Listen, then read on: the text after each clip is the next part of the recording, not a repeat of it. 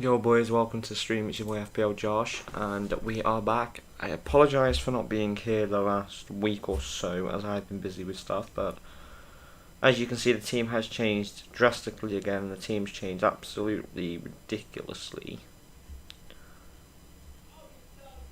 Mainly because,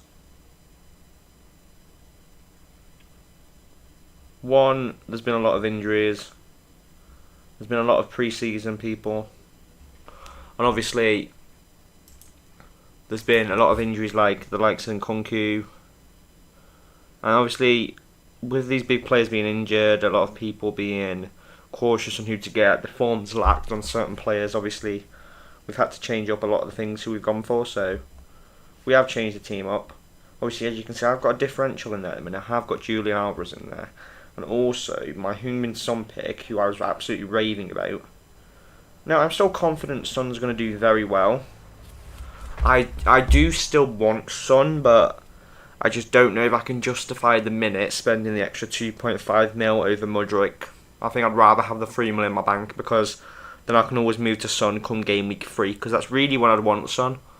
So I'll see. Obviously, if I do see, I think Son's going to pick up a bit of form, then it's just a simple move of moving Mudryk to Son, obviously, and then obviously Alvarez is bench then.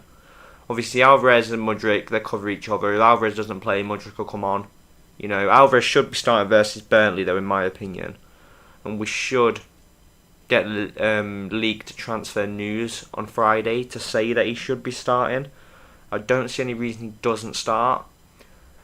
Obviously, it's Pep, so there could be a total misguidance, but he is only like 4% owned. Obviously, a lot of people think it's risky, and obviously, fair enough, it's a bit of a punt. You know, I am taking a little bit of a risk with Alvarez, but if it pays off and Alvarez, let's say, goes and gets 1 goal versus Burnley, or gets an assist, or gets some kind of return, then I'm going to be looking very good to the start of the season rank-wise. And I think the first game of the season, as long as you've got a fairly template squad, which I have, I can look at this team and I can say that I've got 9 template players. Haaland, Matoma, Saka, Rashford, Martinelli, they're template. Estupiñán, Chilwell, Gabriel, pretty much template at the minute. Onana's template for everyone. Pedro is still my differential. Alvarez is a differential. Mudryk is a differential on the bench. Obviously, I'm hoping that João Pedro's ownership doesn't go up too much. It has gone up to 11.4%. I had him since he was like 5% owned. So he has gone up a lot, which is very annoying, because I wanted him to be someone who'd be a little bit overlooked in ownership. I really would have preferred that, but I think if we can get him at least under that 13-12% ownership mark before deadline, I'd be happy, but I would appreciate it if a lot of people stop boasting about it. But at the same time, it's a great pick. I don't disagree with anyone going for João Pedro. I love him. I think he's a great pick. He's on penalties. I could absolutely see him popping off versus Luton.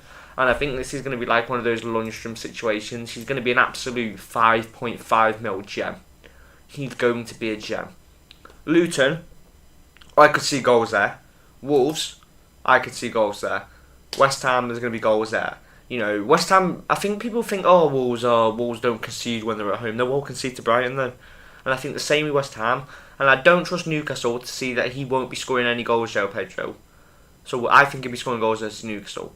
Yes, he's got us, Man United, but again, we concede goals, so I could see him getting a goal, Brighton getting returns, but we will win the game. Bournemouth, he's going to absolutely batter Bournemouth, either way. And then even like when he's got these next fixtures, like Aston Villa, I don't mind having him. And they have a wildcard game week 8, I don't need to have him for Liverpool, Man City. Or I can have him as bench fodder, obviously play with 2 strikers, bench him for Liverpool, Man City, and then play him for Fulham, Everton, Sheffield United and Nottingham Forest. And I'm still looking down the line, obviously assuming there's no injuries, assuming there's no mess-ups, assuming we don't have De Zerbi being an arse and whatnot, then he should be starting a full 90 minutes every game. And for me, he should be playing over Ferguson up front. And he's on penalties. I just can't see a forward who's better than him at that price point. 5.5 mil is a disgustingly good price point for João Pedro. Obviously, like I said, I've got 3 mil in the bank, so if I do get any news or I'm worried about Alvarez, then I can go Alvarez to Nicholas Jackson, which I do plan on having Nicholas Jackson in, as I've said. I just think Alvarez is worth it for the 1 game punt for the first game. And obviously, if I do get an injury, I need to use my transfer elsewhere, and I can't get Jackson in game week 2, then it's just a case of playing Alvarez or Mudryk. So I've backed myself up either way, really. There's no real problems I can see happening with this team. I know Chilwell's injury prone, but I can't see him getting injured off the back first game. I can't see any of these players getting injured first game, to be honest. We should be okay.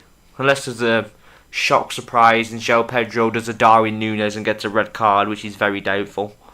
Darwin Núñez did that to loads of people last year. Thankfully, I didn't join the hype last year and I didn't have Darwin Núñez in my team to start the season off. For some reason, everyone's owning him again. It's like 17.4% owned. I know he's had pre-season form, but I just think he doesn't scream to me that he's going to be starting for Liverpool. I don't think he's going to be starting. And I think you can't just judge everything based off pre-season form. Obviously, with João Pedro, the reason I'm leaning more towards him, I liked him anyway in the first place, is one, he will play because they're not going to spend that money on a forward without him playing.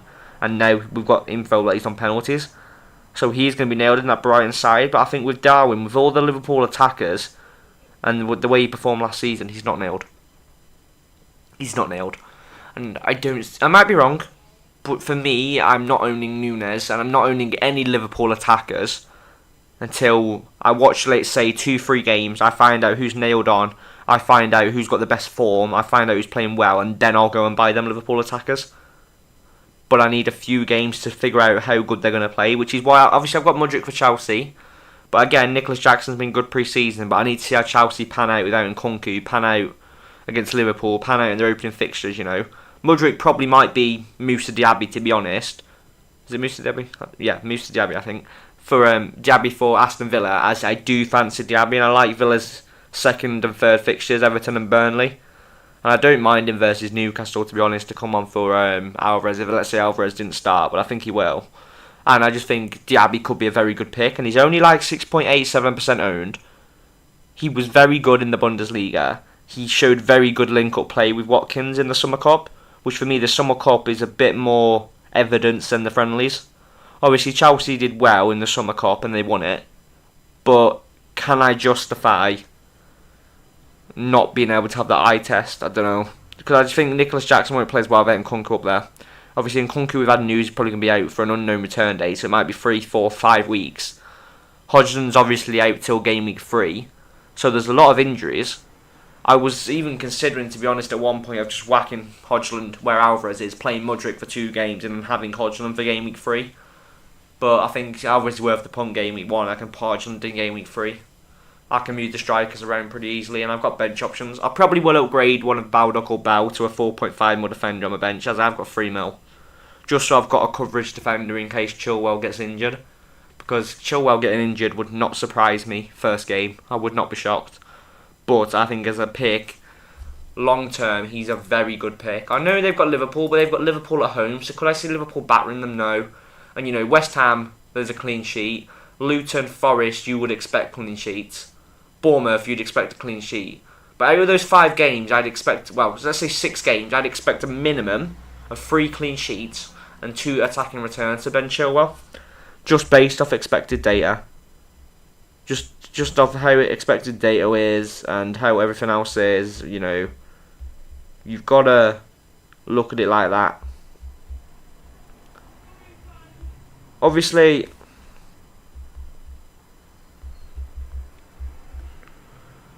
we've still got a lot of data to look at. Looks like Slade's coming in. We've still got a lot of data to look at, which is why my head's still spinning all over the freaking shot right now, because I'm still iffy on who's going to be that bench midfielder. I have got Mudryk in there. If Slade gets in there now, I know for a fact Slade does not agree with the Mudryk pick as a Chelsea fan, but I do fancy Mudryk just based off how he's looked in pre-season. Obviously, he's only 3% owned, so he is a little bit of a differential as well. And I do like your fixture run. After game week 2 and onwards, I really like that fixture run. But I don't mind Villa's fixture run for Diaby either, to be honest. For game week 2 and 3 are nice fixtures. But Mudryk is just cover really for Alvarez for the first game. And then I'll play, obviously, Mudryk game week 2. And then if I have hints that Alvarez is going to start game week 3 versus Sheffield United, I'll bench someone game week 3. Probably João Pedro for Mudryk game week 3, just because Chelsea has Luton. and obviously Pedro as West Ham, but that would really depend. Like Alvarez might not start game week 3, and then I'll just play Mudryk, depending on whether Sheffield United are at home or not. But I do think at 3.6% ownership, Alvarez is a very good pick, especially if it pays off. And even if it doesn't pay off, and let's say he plays 0 minutes, as I've said, Mudryk comes on. But I just think the way City are attacking, they're going to come out guns flying, guns blazing, opening season first game. And I think Burnley first game, I could see that going 4-5-0 City. And I don't see any reason why Alvarez is not going to be involved in one of those goals, especially when Haaland comes off. If Alvarez is on the pitch, he'll go up front. If Alvarez isn't on the pitch, he'll still go up front because he'll come up for Haaland. So the way I look at it, Alvarez is going to get a minimum of 30 to 40 minutes a game. And I would rather have Alvarez 30 to 40 minutes in the City side, who's proven, and I've got Burnley first game, than Nicholas Jackson first game, personally. And he's 4% owned. And I think he's going to start, to be honest, so I could see him getting 90 minutes, if I'm being completely honest, Alvarez. And I think now this year as well, the way you've got to look at it is, with the more extra time, there's going to be more minutes on these players. So let's say, because I'm assuming the FPL is going to include the minutes on these players for extra time. So let's say you play 45 minutes and there's 10 minutes extra time, you've got 55 minutes on your player. I'm assuming they're going to do it like this year. This is a guess. But assuming they do it like this, you'll be having players like your defenders, like your Gabriels and Chilwells and all that, come off after 60 minutes with clean sheets. So I do actually like the new Prem system to a degree, because you can get more clean sheets in FPL because of the way it is. But I do think this year it's not going to be relying on clean sheets as much. It's going to be more of attacking returns this year. Obviously last year a lot of us played a back five, so there was a lot more reliance on clean sheets and there was a lot more attacking full backs. But this year it's not going to be based off that. And obviously, we have got a Stupinan who's like, what is he now, 55% owned? I think he's been like the most owned flipping wing back ever at this point, I believe. I don't think Trent's ever been this high owned at 51.7. And I just think, yeah, you're starting the first 3. You're playing versus Newcastle, everyone's got him. You're playing Man U, everyone's got him. You're playing Bournemouth. You know, he's one of those players that you'll just play, and he won't leave your team for the whole year, assuming he stays around that 45%, 50% ownership mark. Because everyone's got him, it's going to be like Trippier last year. You just play him, you suck it up, everyone's got him, your rank ain't going to be affected. Simple. Everyone's got a Stupinan, so you don't expect a game from a Stupinan. So really, I don't care what a Stupinan does, because everyone's got him. So everyone's going to have to suffer. He gets a red card, everyone's got him. He gets a yellow, everyone's got him. He concedes an own goal, everyone's got him. You know, it doesn't matter. It's a Stupinan. Where if Chilwell gets an upside, great. And Anana, everyone's jumped on him, which is a bit annoying that everyone's jumped on Anana, but am I shocked? Not really. He's 25% owned. I'm not surprised. Gabriel, again, he was like 12% owned when I have him. Now he's 27%. That doesn't surprise me. Matoma, Saka, I owned again. Rashford, I owned. Martinelli, I don't think is as high owned as Odegaard. He's only 14%. So Martinelli's kind of a differential of 14% owned. I consider him that. Joe Pedro's obviously around 12, which is a bit annoying. I wish he was lower than that. He was lower than that. He's got like 3 ownership in one day because people are blagging about him. Alvarez, obviously, I do fancy him. I think at 3.6% owned is justifiable, and I think Mudryk is only 3% owned. So these two players are very good rotation players, and they could do very well together. And I can play Mudryk 2, play Alvarez 3, play Mudryk 4, play Alvarez 5. You know what I mean? There's very good rotation. Because like City's fixtures, let's just say, you know, I play Alvarez 1, Mudryk 2, Alvarez 3, Mudryk 4, Alvarez or Mudryk, depending on the fixture, 5, and Alvarez will play 6 versus Forest. So let's say I play Mudryk game week 2, Luton he's got game week 3. So I would probably play Alvarez or Mudryk, depending on the form of Luton and Sheffield United. Mudryk will play game week 4 because it's Forest. Mudryk will play game week 5 because it's Bournemouth. And then game week 6 Alvarez will play because it's Nottingham Forest. So the fixtures kind of overlap. This is a little tiny bench headache. And obviously I could be sat with maybe 6 points of Mudryk on my bench and 2 points Alvarez one week. Fair enough, it can happen, it might happen, you know, it's one of them.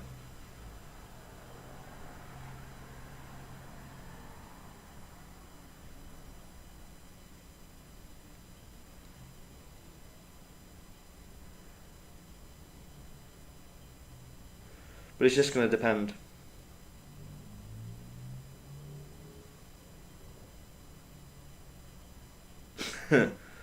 That's not even funny, Slay. Ugh.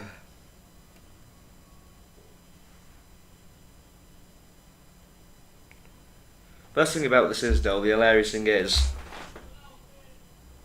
I'm having the biggest benching headache going for the first, 6 weeks with this now. Which is going to be great.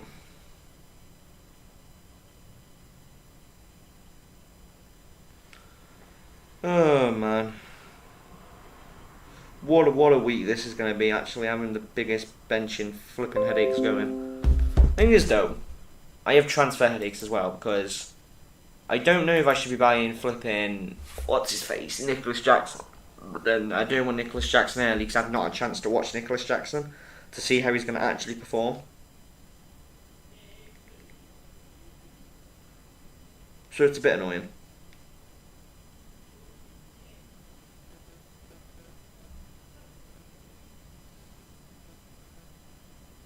But anyway.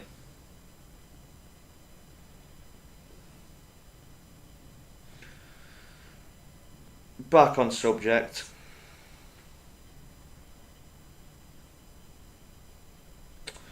We've got a lot of headaches to deal with. I gotta admit though, I'm excited for football to be back this weekend. It's been flipping boring the last couple months. It's been absolutely boring. The last 2-3 months. It's been absolutely horrific. Not having any football on at all. Obviously we've had the Women's World Cup, we've had other football games here and there, but it's nothing like the Premier, so let's be fair. It's a couple months where I just get bored to hell because there's no FPL, there's no Prem football, there's nothing to watch, it gets really boring. But this week now we've actually got Prem football, it's going to be absolutely great. We actually have something to do, something to watch, FPL's back, fully now, everyone's getting really excited about it, it's going to be really fun, new season, new leagues, let's get it kind of thing. So I am going a bit different this year, as I've said. I am going a bit different. Whether that's going to pay off, God knows. We'll have to wait and see.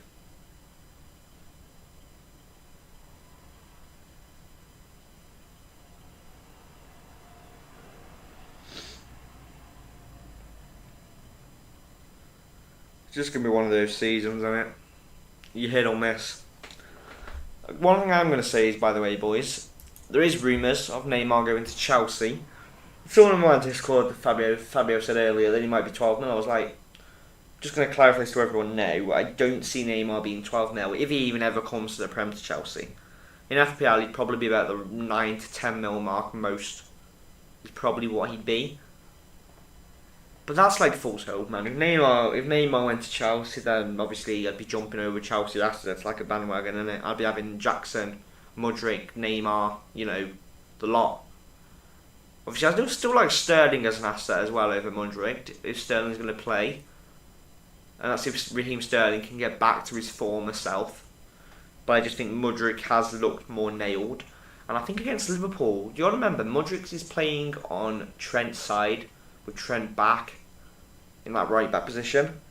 So, with how weak Trent is at defence, I could see Mudryk absolutely bombing that wing, that game. He's not got a strong defender really in Trent for me. And I just think Mudryk can be very, very good if he can pick up some form. Obviously, he's not proven in the Prem yet, but I reckon he will be proven in the Prem soon. Obviously, I do believe he scored a couple goals last year, but not a lot. No goals, 2 assists it was. Yeah, 2 assists in 7 starts.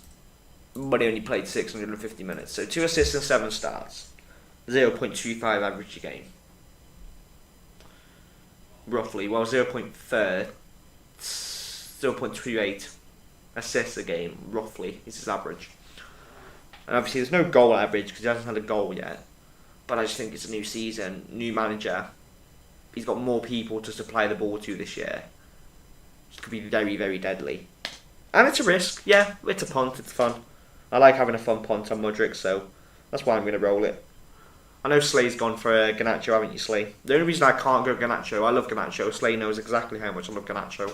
I was raving about Garnacho the whole of last year, of how good he is, of how much of a super sub he comes on and scores goals, For me, that kid's going to be the next Ronaldo, easy. Garnacho was phenomenal. But I just think with FPL this year, I've got Onana, Rashford. You know, I can't justify putting 3 Man United players in at the minute. Bruno might hurt my rank a little bit, but doubtful because he'll sit deep. Latch obviously ain't going to do anything to my rank. And obviously I want Højlund in game week 3 or game week 2 whenever he's back, so I'll have to leave that Man United spot open just for when I want him.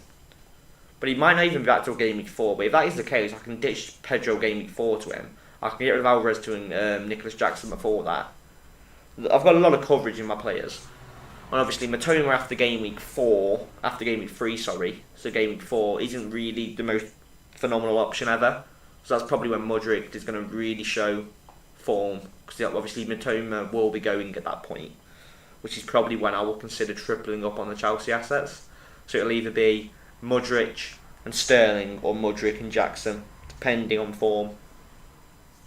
I have considered, by the way, a lot of you will probably laugh at this, including Slay, but I have considered Havertz. The reason I've considered Havertz is because he was playing up front in a couple games of the Cups, and I think up front for Arsenal with Jesus injured, he could be playing very well, and I think he's still going to get a good 50 minutes a game, and he's 0.5 cheaper than Martinelli. Martinelli's really explosive. Havertz can be really explosive if he's got the right people supplying into him, and obviously Odegaard's a nailed on 90-minute man every game, but I do think he'll sit deeper this year. So it's either, do you want Odegaard for 90 minutes who will sit a little bit deeper but still will get returns, or do you want Martinelli who will only play, let's say, 60-70 minutes but is attacking as hell, playing on the wing, will get minimum returns every game, and he's 8 mil, and he's less owned, and he's cheaper. So that is my reasoning for going Martinelli, and he's just proven, man. Last year, man, 6.5 mil, Martinelli was a gem. And I think Mudryk is going to perform like Martinelli did last year. I think Chelsea are going to come out pretty well this year. I think they'll make top 6, but I don't think they'll finish above the likes of us. So Man United, Man City, Arsenal, those will be top 3. That's a give me. Liverpool will be in the mix, maybe 5th, and I think Chelsea are probably going to come 4th this year. Because I do think Pochettino is going to do very, very well with Chelsea this year. It's just one of those things where we've got to wait and see how everything plans out. But I do believe as well for us that Ten Hag's going to do very well with his team. And we are definitely going to be contending for Premier League either this year or the year after. We're definitely going to be contending for Premier League. If he gets his team running, we're going to be contending easily. I could easily see us winning those first 3 games on the bounce, easy. Wolves, we can win that. Tottenham, we can do that easy. Forest, we should be winning that. And Rashford's return, 17 goals, 7 assists last year. And then you look at his form, really, 10-7, 7-5, 17-8, 11-11. Apart from that flop season there, but the minute Ten Hag's come in, he's had ridiculous numbers. You know, that's like 0.75 goals/assists a game. If you add that into the expected goals next season's 18, expected assists 2.86. So he's expected a total of 18 returns. But I expect him personally to get like 30 returns next year. I expect Rashford to be up there. I expect Rashford to be popping 20-something goals next season with about 12 assists. I expect him to be popping. I'd actually consider Haaland probably popping like a 40-goal mark next year, assuming Haaland doesn't flop and Haaland comes into ridiculous form again. Then we should be looking at a star player. But it's solely going to depend really on how everything pans out next year. As there is a lot of things that can go wrong.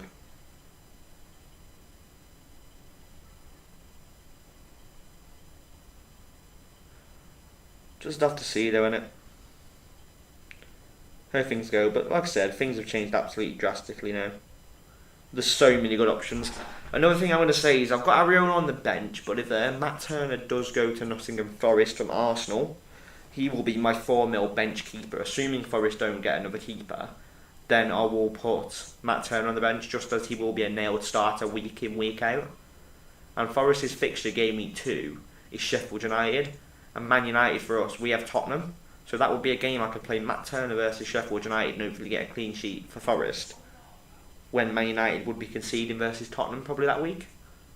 But we will win the game, but I can't not say we're not going to concede versus Tottenham, because we will. Most likely. Obviously Anana's great. Anana's going to make save points, going to save penalties, going to do phenomenal. He's even a player in goal who can get assists and he's very good with his feet. So I do really like Anana at the minute. But we're still trying to find these big differential, big upside players, I suppose. that we can actually get going. But we'll see.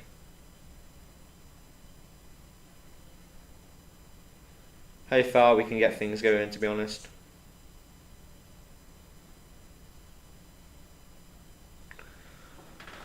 Well, it just depends really for me this year how teams are going to line up, to be honest.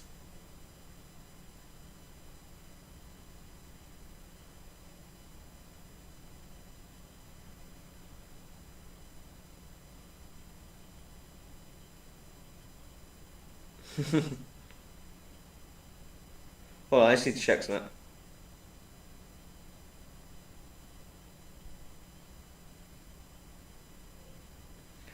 Yeah, someone's posted some bloody Man City thing there, bro. Man City fans have been so salty just because I lost the Community Shield, man. It's hilarious. To be honest, Man City probably will win the Prem again, but I have hope that Man United could possibly win the Prem this year. If we can actually get going and playing really well, then I have hope. Obviously, I've got Haaland captain. I am tempted to go for a differential captain and maybe go for Saka or Rashford. No, I may kill my rank from absolute game week 1, but I do fancy a Saka or Rashford differential captain. And I think with Saka versus Forest, he's on penalties. They could get a penalty. They're going to be absolutely dominating because they're at home. Saka could absolutely pop 2 goals, 3 goals in that game if Saka gets going. So I do like the Saka pick. But I think we have talked about most of the stuff. We are going to be doing a deadline stream, by the way, boys, on Friday. And tomorrow night, I am going to be doing a little show where I'm going to be reviewing everyone's team. So if everyone can send me some pictures on Discord, and if everyone wants my Twitter, just DM me a message in the comments. I'll whack my Twitter up for you. And if you all just want to DM me in the Discord, be great. And also, pretty much, we're going to be doing giveaways next year as well. And also, we're going to be sorting out the Fantasy Football Hub account again. Obviously, I had it last year for the year. I haven't renewed it, so I need to do that as well. But pretty much, boys, we'll be seeing consistent streams now. Obviously, next week, I am going to be very busy, as I have got a week where I've got to do courses and stuff, so I'm going to be very busy. So whether I'm going to get many streams in the week, I don't know. I should be getting the streams for deadline on Friday, and I should be getting 1 or 2 maybe in the week. I should get weekend streams every weekend, so we can talk about things on Sunday where I'll do a weekend stream as well. And we will do a stream Friday, and we should possibly have a stream tomorrow. But that is all going to be us from me now. I talked about everything I want to talk about, so I will see you all you boys tomorrow. And if anyone